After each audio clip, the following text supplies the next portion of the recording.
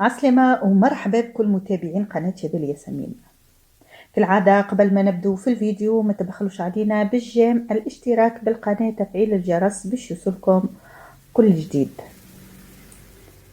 أمس بالدموع تغلب الإعلامية جيهان ميلاد في أول يوم لها في تقديم برنامج رمضان الناس على إذاعة موزايك، وهذا ما كتبته في تدوينة بعد الحلقة الصعيبة برشا اللي عديتها واللي دموعها كانت سباقة. أصعب نهار خدمت فيه، ما نعرفش كيفاش مشيت نخدم أصلا، ما لقيتش لا صوت ولا الكلام، مش باش نلقاهم كيما برشا حاجات مشاو معاك يا روح أختك، ربي يتقبلك في الجنة يا بلبل.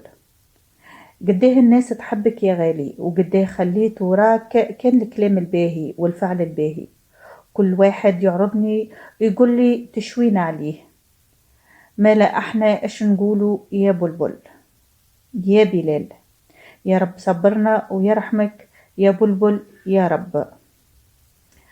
إن لله وإنا إليه راجعون وربي يصبرهم. نخليكم ايش اللي تعدينا بيها عائلة كل يا بهذا الكلكم سمعتوا أكيد وتفاعلتوا وقلوبكم معايا، نعرف الظرف الصعيب اللي تعدينا بيها عائلة كل. فقدت خويا، فقدت السند متاعي، فقد قلبي، نعيش نحس روحي بلا قلب. يسامحوني أنا غالب، نعرف مازلنيش نبكي ونرضى بحكم ربي وإنا لله وإنا إليه راجعون. أمام مش بالسهل، خويا صغير وأحس الحمد لله إن شاء الله في الجنة، وعدتوني بين نكمل نخدم خاطر نعرفو ديما يسمعني التسع، نهديها الروح وإن شاء الله يا ربي في الجنة يا بلبل. وسامحوني مش تلقاوني في فوت من نهارين هذوما، نعرف استحملوني.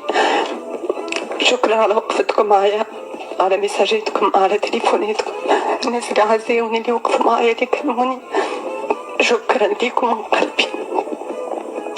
على غالب احنا في الاخر انسان والانسان يضعف، واحنا ديما في موزيكا معكم عائلة على طبيعتنا، ما نرفرغ عليها في قلبي، حبيت نعبر وكاو ان شاء الله ربي اللي تعدينا بيها عائلة كل. يا بهذا الكلكم سمعتوا أكيد وتفاعلتوا وقلوبكم معايا، نعرف الظرف الصعيب اللي تعدينا بيها عائلة كل. فقدت خويا، فقدت السند متاعي، فقد قلبي، نعيش نحس روحي بلا قلب. يسامحوني أنا غالب، نعرف مازلنيش نبكي ونرضى بحكم ربي وإنا لله وإنا إليه راجعون. أمام مش بالسهل، خويا صغير وأحس